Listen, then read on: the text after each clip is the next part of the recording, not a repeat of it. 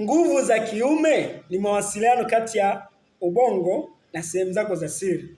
Sometimes unapoona performance yako iko chini, sio kwamba hauna nguvu za kiume, hapana, isipokuwa ni msongo wa mawazo ndio unaochangia kudhoofisha organs zako, inakuwa hazicommunicate vizuri, kunakuwa hakuna mawasiliano mazuri kati ya sehemu zako za siri na ubongo wako.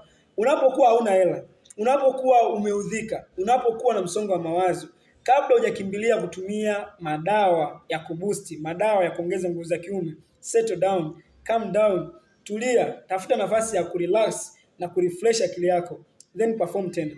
Ukiona bado una perform chini ya viwango, unaweza ukaangalia pia pressure yako, unaweza ukaangalia mmeng'enyo wako wa chakula kama unapata choo vizuri, unaweza ukacheki afya yako ya tezi dume, kwa sababu unapokuwa na uvimbe wa tezi dume inachangia pia kuathiri tezi dume yako. Kama niona changamoto hiyo, unaweza kuchukua namba yangu kwa ushauri na tiba. Karibuni sana.